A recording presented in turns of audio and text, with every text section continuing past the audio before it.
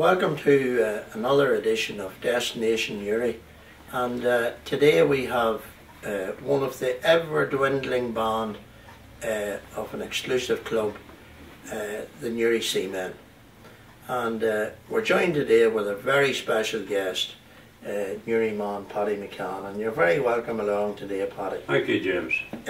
We're looking forward to hearing about your time at sea and your career. And of course, you're a Newry man through and through, been born in Thomas Street. Correct. Isn't that right? That's right. Thomas Street, that was really known for seafarers. If you weren't a seafarer, you were a docker, and the ladies all went to the mill. That was the way we lived around that end of the world. Mm-hmm. Very nice people too. And could you tell us, Paddy, could you tell us the names of some of the families who you grew up with in Thomas Street? I could, of course. I could near enough get down. I started off at the top of the street, Thomas Street. You had Ferns, you had Johnson's. Johnson's was a seaman in there. John Johnson, he was engineer and fireman in Fisher's boats. Then you had Johnny Hawkey. Johnny, I think he's the best good man, worked in the gasworks. That'd be the father of Noel Hawkey, you know Noel. Mm-hmm. And then there was Campbell's. There was MacDonald, Susan MacDonald, and then there was Big Eddie Waters. I don't know if you remember Eddie or not, the Whites and Waterses. Then there was Cowans. There was the Burnses. Remember that tragedy that time in 1953? Yeah. Where Four members of the one family were gassed in Thomas Street. Yeah, well, I remember getting the news that morning. I was on a ship called SS Meath, a British and Irish steam packet company. An uncle of mine took me there, Francie Duffy. One of 5 brothers that went to sea from my mother's side. And after Burns, you had Tommy Shields. Tommy was a bookmaker. Oliver Shields, now his son, does the Green Grocery. That's right. Then after that you had Hollywood's. Hollywood's was Ginny Hollywood there. Ginny finished up. He was engineer on Fisher's boats. He was on the yoke with me years ago. He was greasing on the yoke, and he worked his way to the engine room, to engineer. And then you had McCavitt's, was a connection of Hollywood's. Dermy, he was in the fire service. Them times the fire horn went, you jumped on the bike and you paddled like hell to get the Linen Hall Square to the fire station. Mm-hmm. And after that you had Panties. There was a couple of boys in the Panties, a couple of girls, they went to America. And then you had Eddie Gray. Eddie was an old seaman too, fireman. And his son Willie done a bit at sea as well.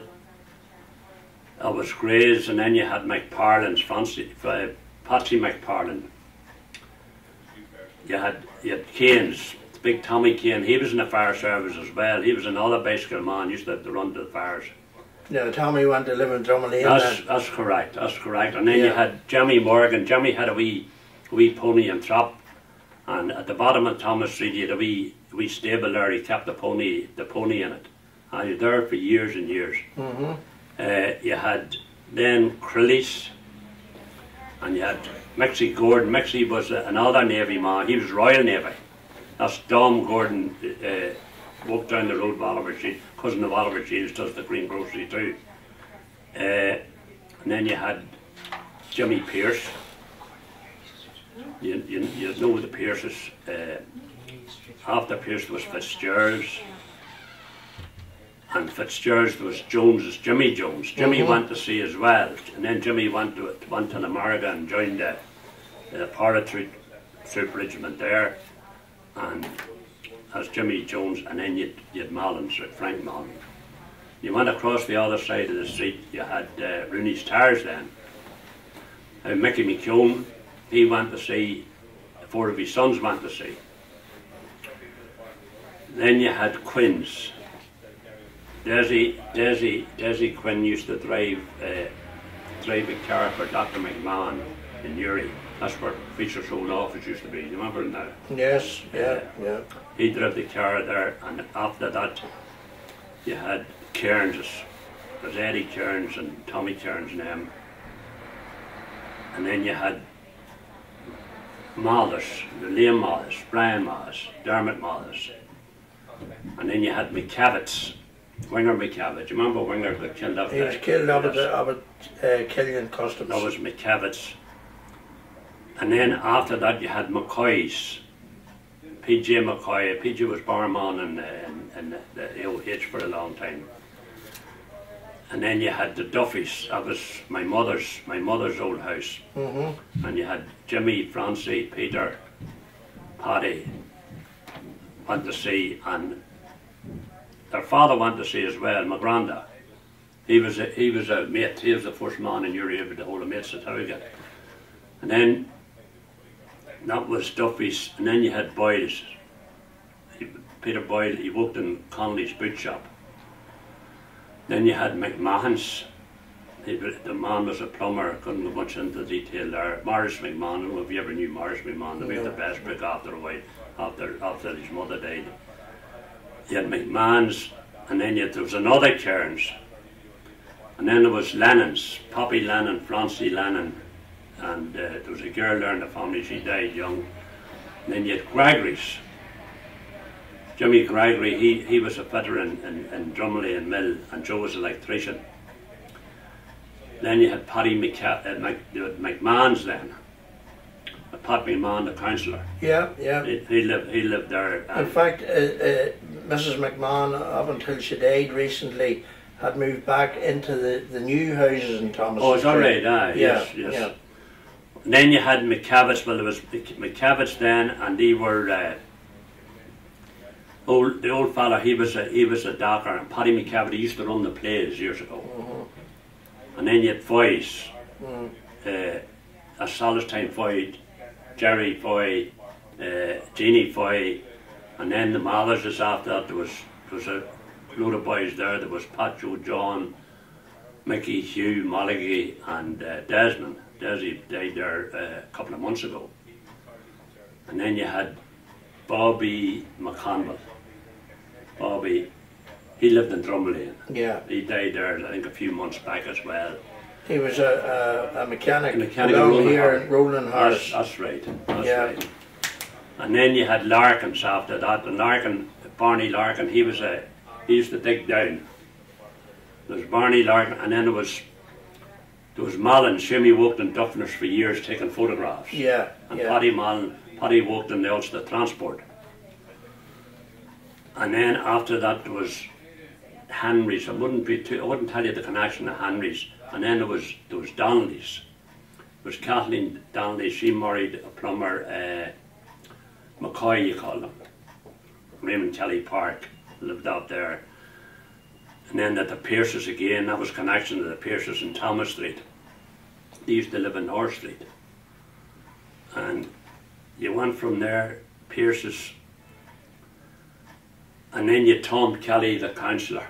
And then you had Gorman's, Jim Gorman. He lived along with the two aunts there. And you had a fella called Two Bras Murray's, lived in the end house. So that was Rooney's Towers in Thomas Street, 52 houses and all. So, Paddy, a great sense of community. It was great, a lovely community. And all the houses in Rooney's Towers, most of them, there'd be dunkels out the back, and most of the houses would carry maybe a half a dozen laying ends, you know. Yeah. So you were never stuck for a good fresh egg. Yeah. I remember one of the early tenants in Drumlane telling me Drumlane Housing Estate was built in 1952, and it was a serious attempt by the then Urban Council to address the serious state of the housing stock in Uri. And a lot of people from the Thomas Street area relocated, like Paddy Maguire and Paddy Cowan, people like that, they moved over to Drumlane. But I remember one of them telling me that in Drumlane then, nobody had anything, but the community had everything. Yes. So there was that community sense that you could get it if the man next door, if your mother hadn't got it, the woman next door did, or if your mother gave her something, or and we've lost that, Paddy, haven't we? Yes, we have.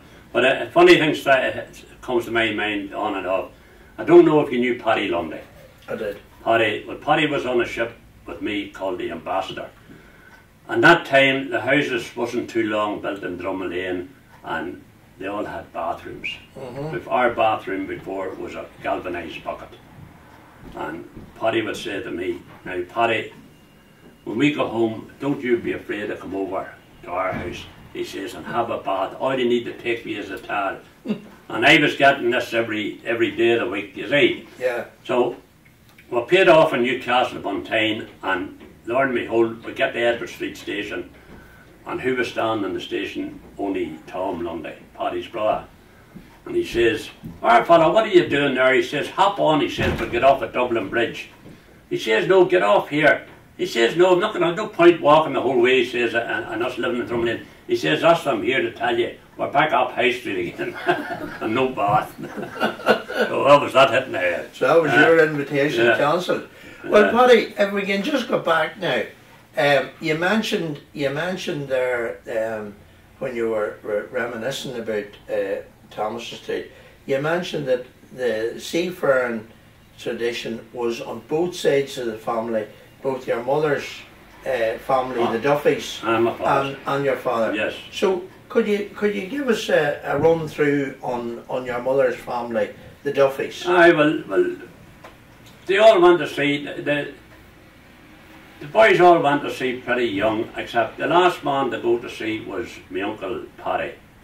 And Paddy was older than the other boys. He died very young too as well. He was only 45 when he died. Now Paddy being the father of the current Paddy Duffy. That's right. For Miriam Moore that's right. Yeah. So they all went to sea. The lad and naturally my father went to sea as well. He was what we would call a shovel engineer. He started off in fisher's boats on the shovel, on the boilers, and then went into the engine room, and he was second of a couple of the Newry boats. He finished up on the old Aspen. He was second of the Aspen, along with a man called he's from Russia anyway, outside Dublin. So, but that was the start of me going to say. Ryan, that's you're right, Ryan. I heard John McParlin right. talking about a man from Rush. That's right. On the bamboo. Joe Ryan, was it? I think he said his name was Joe. Yes. So. But one of your uncles also has a famous namesake, Francie. Aye, Francie took me to sea first. I went along with Francie. Francie was A.B. on the Meath, one of the cattle boats. She would have carried maybe about 1,700 cattle on a run. She was running from Belfast to Birkenhead. She'd arrive in Birkenhead maybe about 11:30, 12 o'clock at night. You were discharged in an hour and a half. The sailors all watched down. I was only mess room boy at the time. Sailors would watch down, and then you were back. You come out the Belfast lock the next morning at 11:30, and you reloaded again. Now Francie has a very famous. Francie would have been the grandfather of Keith Duffy, a boy's own. So that would leave Keith Duffy's father and myself first cousins. Very good. So and Francie actually died when he was working on the Munster. Francie was on the Munster, and well, he had a bit of trouble with a heart, and he took a heart attack there, and that was the end of his days. And I remember that the funeral. Daisy Keenan was there, and a few other captains of the B&I boats were there, and we seen them off. He got buried in Oath. So that was that. Now, when you left the B&I, you started then.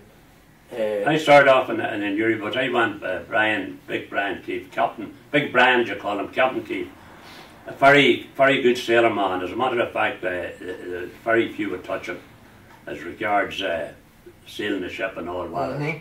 So I started off there as deck boy. The late Q. John Fern, up be Father Fern's of the Dominican Prairie, his father was first mate, and he was relieving during the time I was there, and there was another wee fella there then was mate after that. You called him the Balker Hollywood. So that was me there. I was there for a few months, served my time, and then I went till I went on a sort of a wee puffer, ordinary seaman, the Benoit you call her.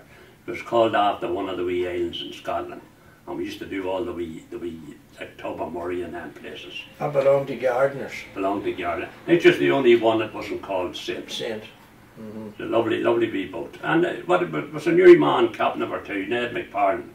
John's uncle. John's uncle, he was captain of it, and very, very good sailing man too, he was. Well, there was four. John tells us, along with his father, 3 other brothers were merchant navy captains. That's right, that's right. There were 4 of them, and of course, Brian O'Keefe's family had 5. Yes. And see, all up around that end of the woods, that neck of the woods, they were nearly all captains. But as the father says, everybody can't be a captain. You need somebody to empty the bins, don't you? As the father says. Well, then you moved from the coasters and you went deep sea, Paddy. I went deep water. My first deep water boat was a ship called the Ambassador, and our first run was, when your young fella was great there, going away to deep water. We left Newcastle on Tyne, and we loaded coal. I thought I was away from the coal, but it was back with the deep water boats loading coal. Loaded coal in Norfolk, Virginia, for Yokohama in Japan, and then back to Vancouver. We loaded timber back for the UK, and that was my first water trip. How long did that take, Paddy? I didn't take that. It was just near enough 5 months, 4.5 to 5 months, and we're back in the UK again. And when you get back, they're signed off, or you got to sign on again. But most seamen, once they've done their trip, that time you could walk off one ship and onto another, no problem. Yeah. You would have signed off, went home and had your leave, went to the pool, and you could near enough take a ship of your choice. If you wanted somebody living, say, in Toronto, all you had to do was look for something running up the lakes, the Great Lakes, into Toronto. If you wanted to see somebody living, say, in Canada, Vancouver, you'll always got a boat going there. Like that's what you normally do. But as a young fella, you didn't want to do the same run twice. If you had a ship running, say, down the west coast of the States, like round San Francisco, Los Angeles, Newport, Oregon, and them places, once you get home to the UK and paid off, you wanted something going somewhere else to stay around, you know. Yeah, it was exciting. Yeah. It was exciting. Nice to get away, but nice to get home. Paddy, tell us about this photograph. Where was that taken? That was taken in Auckland in New Zealand, and that's me on the left hand side, and another Newry man I met in Auckland, John Markey. John was on one of the New Zealand shipping company called the Rangitata, and I was on one called the New Zealand Star. And the next photograph here, what's the significance of it? Well, that's just the same ship, except that I'm on the right hand side, John Markey's on the left hand side, and my shipmate's in the front. That's the same. And that was taken in Auckland. And that's a Fresno Star. Now that's a ship there. That's in dry dock in Glasgow. That's the ship we done run round Winnipeg, Oregon, San Francisco, LA, and round the west coast, most of the west coast. Some of the wee ports I couldn't even mention. Well, would it be fair to say, Paddy, that you travelled the world? Okay, many times. I don't know how many times it's through the Suez Canal and the Panama. The Suez Canal is not very exciting because all you have desert each side of you. But the Panama Canal, it's an education going through there. Beautiful, beautiful. And you really enjoyed it. Enjoyed every moment of it.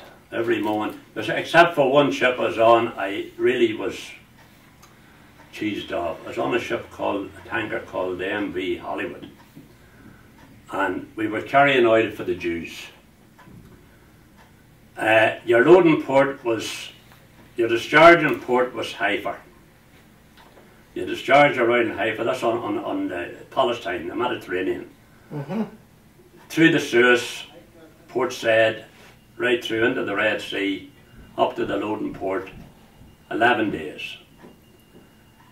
there was no shore leave because nowhere you could go.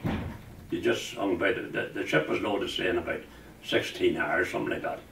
And you left, but you weren't allowed through the Suez because we were carrying oil for the Jews. So we had to go around the Gulf of Aden, right through the Indian Ocean, the Straits of Madagascar, round the Cape of Good Hope, up the Mediterranean to the loading port, 53 days. And then when you got to the discharging port, you got ashore for 6 hours. You didn't even get into port. You lifted a pipeline 3 miles, sometimes 5 miles out. And then if you want to go ashore, you want on what they were called then a speedo. We launch used to come out and take you ashore. But you were ashore for about 6 or 7 hours. After 64 days at sea. And then you done the same thing again. I done that for 17 and a half months. And like, you got a real sickener of it. And what happened, I probably would have done maybe the full 2 years or more, only there was a bit of a dispute started with the flour. The flour was all what you call weavers. They're like we flies, like we creepy crawlies. And when they were baking the bread, it had to put the flour into a sieve, and then a finer sieve, and a finer sieve, sieve it all, and catch these wee flies and throw them out. And as well as that, the bunks on our, how would you explain it? The bunks were big springs. And you often heard of a donkey's breakfast, did you? Yeah, the straw mattress. Yeah, but this was a mattress, and it was about an inch thick, and it sat on top of the springs.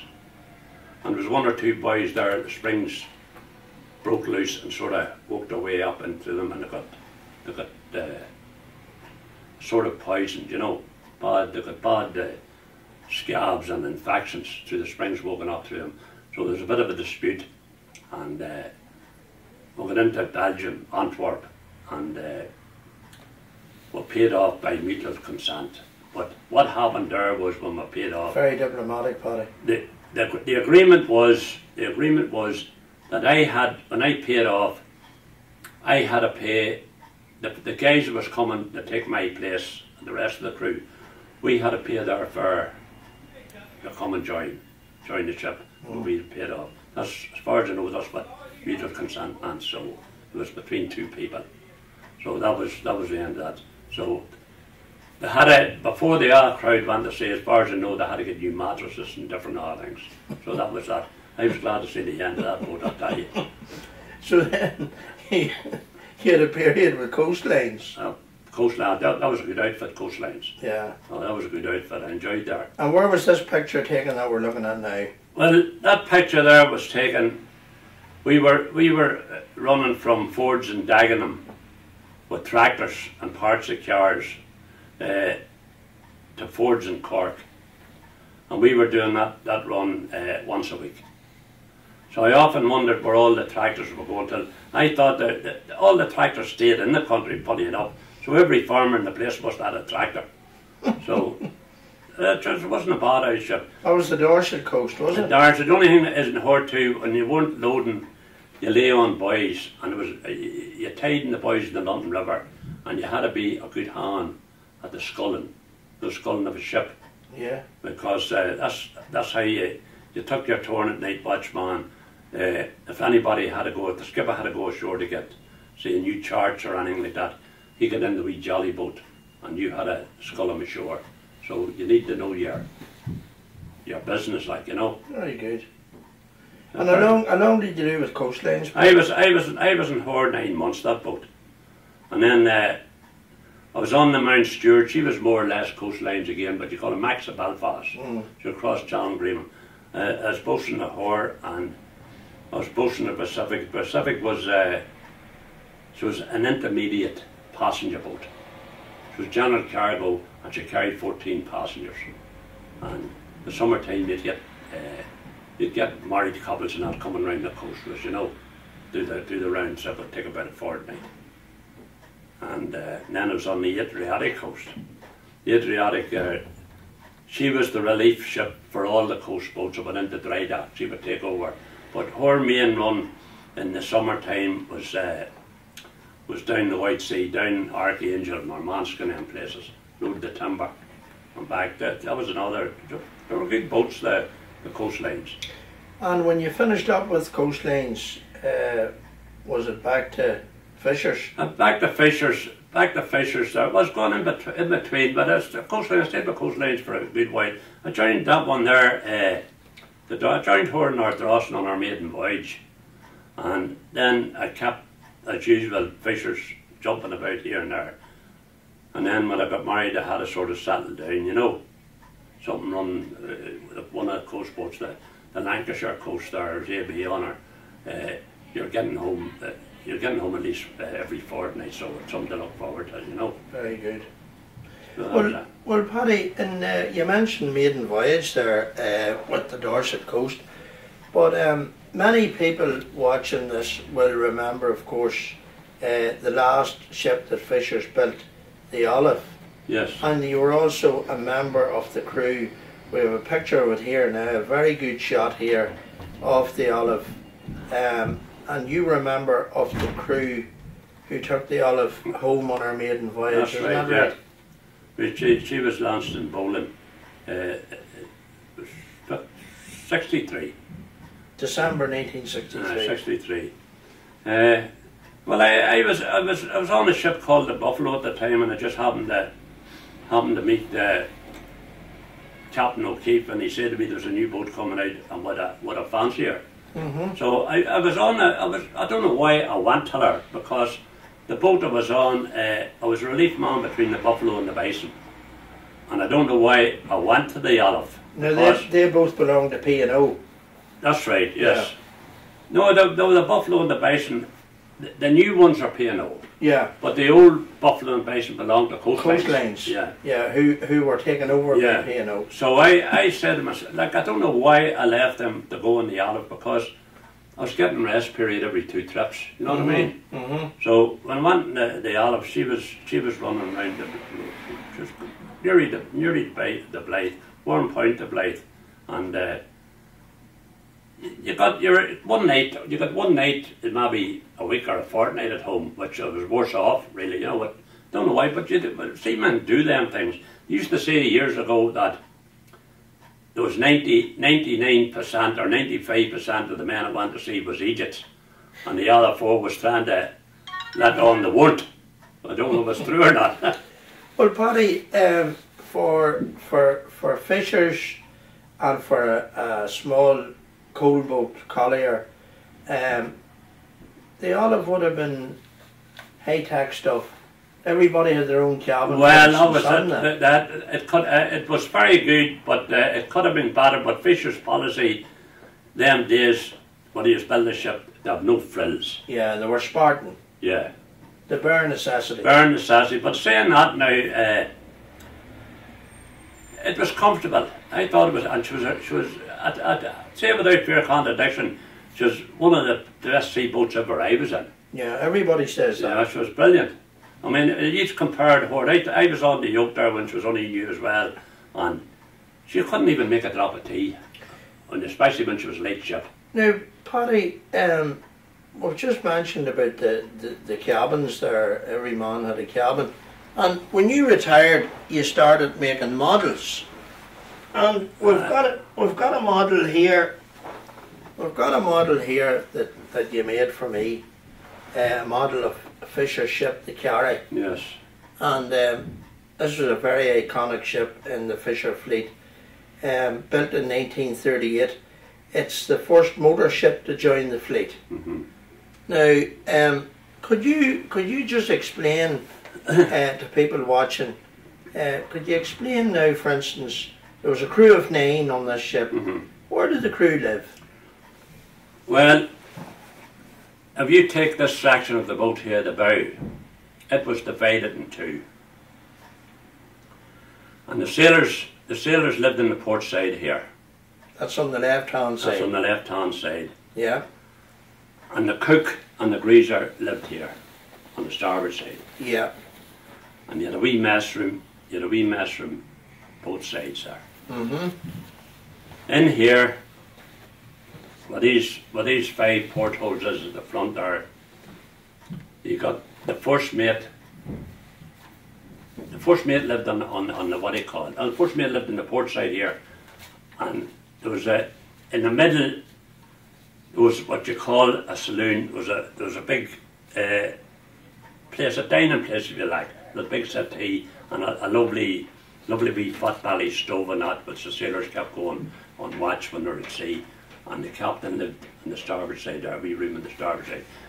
The room would be about 7 foot, be about maybe 4 or 5 foot. Just big enough, you know. And down at this end here, naturally this is for the cargo. And down here, on this side here, on the port side, you would have the chief engineer. Round at the back end here, the saloon, where they would take their food. On the other side, you'd have the second engineer. But there wasn't an awful lot of space, and it was very uncomfortable because you imagine coming back, the winter you had this year here, coming back, and this is all steel. It's not like in your own house there where you have cavity walls and insulation. You'd bare steel here, and the only insulation on them ships was, if you can imagine, paint and wee minute bits of cork was sprayed onto the wet paint, and that was the insulation. So when you went home on the winter time, if you're getting a weekend in Uri, you went home say on a Saturday afternoon, and you weren't joining the ship until Monday when she was getting her ready for sea. Your clothes was lying there all weekend, and they were damp, soaking wet, and you put them on you. Like, there was nothing very nice about it, you know, but it's just one of them things, either you're made for it or you're not made for it. You're not. But there was nothing to encourage people. Oh, not at all. And another thing too, see, when you're a young fella, you imagine, when I get to sea first, I'm going to see the world. Like, if you joined one of these boats here, especially the old steamboats, this boat here had a wee range. He was running down the Channel Islands in the summertime on the tomatoes, the strawberries and that. But you take now, when I was in that round, the round was a very hard run boat, and she run there all the time. When you were back in Uri, but the car would hold at least every 28 hours. And I never seen, the first 3 months on one of the Uri boats, I never even, the nearest I got to going ashore in Garrison was running up to the wee shop to get groceries, maybe something for the cook or something like that. I never seen a shore. The only time you go home, you got a night in Uri, but you never. Now, the leg of the just to look at the model itself, Paddy, there's the detail is really intricate here. How long does it take? How many hours, roughly, would you say? Well, everybody does ask me that. I couldn't sit down and make one of these from like in one go. I would have to go in. The nearest I got to counting the hours would be between 50 and 53, because there's days I'd go in, sometimes I'd make a wee fluke in one of them, and I'd have to say, go in and sit and say to myself, now how am I going to get myself out of this mess? But I'd do a wee bit, and then for about an hour and a half, 2 hours, a bad day, a rainy day, windy day, something like that. But in the summertime, I don't want to be going into my shade. I'd rather be in the garden or something like that. It's an absolutely tremendous. About 53 hours in the whole, is it? And people doesn't realise the work of this, and I would rather paint the ship itself to carry, than paint that, because very tiddly work, and as well as that, you're making me bits painting them. And well, the detail, as I say, really is exquisite. Well, it's nice when you make a ship for somebody and they appreciate it. It's absolutely beautiful, you know. And I've seen several examples here work, the people that are fortunate enough to have them around the town. And a couple of years ago, Paddy, you made a ship here. We have a photograph for the Benedictine monks. That's right, in Rostrava, isn't that right? Yeah. And tell us about that, Paddy. Well, the Benedictine monks were coming to Rostrava, and they were very short of money. And as far as I know, there was a woman, her son was Brother Mark, and this woman was talking about the monks and all that. and she was talking to the man that owned the land, sold the land to him. But she didn't know he owned the land. She was saying they were very short of money, and he give the land to them because he had all sorts of connections, all that, and you know yourself. You always leave somebody out. There's a row. Why did he get this and that? So the man thought the best thing to do was to give it to the monks, and that would stop all crying and that. So there's a fella said to me. He says, could you make a boat for the monk? Well, I says I've won halfway through now, and says I'll change the name of it, says I, to the Monksville, and rather than put a band on it for fishers or something like that, I put a white collar on it, a white band, says I, that'll represent the priest's collar, and I called it the Monksville. And there was a lad out in Drummondtee, some sort of a sports day in Drummondtee.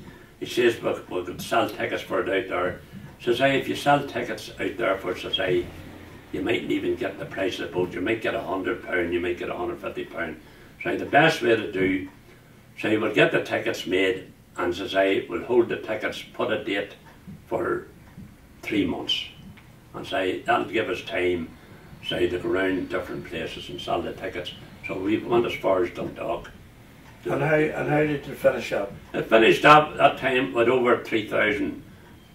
It was £3,300 plus. Brilliant. Odd money. Brilliant. And there was a fella from what do you call one at Mortar. He used to do a bit of painting. Colin Mortar. He's dead now. He was a painter. He used to do a lot of work for the brothers, the election brothers in them places. And he won it. He won it. So he died 2 years ago. Yeah, he's really a young man too. There's actually a photograph there of the presentation as well. Jim Gorman was there, and Joe Hughes. Joe was the treasurer there for it, and myself, and I think that's. And you made one then for Jim for MS, didn't you? I made one for Jim, and I made one for the hospice. So the hospice, I never raffled the hospice. I gave it to them and told them they could raffle it off if they wanted. It was a sailing ship, so they said they were going to keep it. So it's still up in the hospice yet. Very good, very good. Like I made a few sailing ships. The sailing ships is nice. The first time I made the sailing ship, the one I made for the hospice, my 2 hands were up like that there. Because it just shows you, like, you know the old saying, practice makes perfect. And what I done when I was making the spars for the boat, I was paring the spars with a Stanley knife. And then you can't sandpaper them like that. You have to round them to get them round. And I was glad. I think I made 16 spars. And I finished the boat, and I was down to make an oil one, but I said to myself, I'd love to make an oil sailing ship, but I don't think I could face doing the spars again. And I suddenly thought, Jesus, Paddy, you're a stupid bollocks. And I was saying this to myself, and all I had to do was get the Black and Dagger, put it in a vase, get a dowel rod and cut it off in sections. I marked them off, put them in the chuck, put a glove on me, start the drill up and up and down with a bit of sandpaper and taping them. And the whole lot done in an hour. So that's to say, practice makes perfect. Well, Paddy, just to get back to the olive there, we mentioned the olive, and we couldn't finish off without mentioning a later captain of the olive, Leonard Hollywood. And Leonard was quite a figure, wasn't he? I would say Leonard Hollywood would be what you call, well, his father was a captain too. Charlie. But Big Brian, as everybody knew him, Captain O'Keefe, Leonard would have been his chip of the old block. He could turn that olive on a sixpence. Well, Leonard was Brian's nephew. That's right. And I was with Leonard on the olive. And I was also with Brian on the olive too. But Leonard, I was along with Leonard, the skipper too. But Brian O'Keefe was an extremely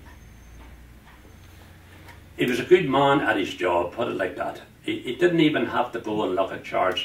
He could, with the look of the eye, he could near enough tell you before he was off a lighthouse. That's how good he was. It was in his blood. Yes, great man. Mickey Ferrin described him as the best coasting skipper of his generation. Well, I'd say he was a good man. There is a lot of good coasting men about, but Brian really had the experience because he knew that Irish Sea like the back of his hand. Charts was never looked at. You went out there and you got to know yourself after a while there. Going to Whitehaven there, you could tell the wind and the sea, and the course normally was, going to Whitehaven was east by north, a quarter north, and it used to vary, maybe, depending on the wind and the sea, maybe a quarter point each side. But Brian was exceptional there. He could get a chart, and you had the longitude and latitude lines there, and he could do a circle with a compass and put north, south, east and west, and he could get the parallel rules and work of that there on the atlas. Didn't need it. The only thing with the atlas was it didn't show you the wee rocks and things like that were what on the chart, you know. But he knew exactly what he was doing either. And Leonard obviously followed. Oh, Leonard was a gifted man too, and Leonard was not Westminster Dragon. Sure, he knew that. He knew that Mersey better than anybody. But he had Liverpool pilots. Oh, yeah, just a good man, like.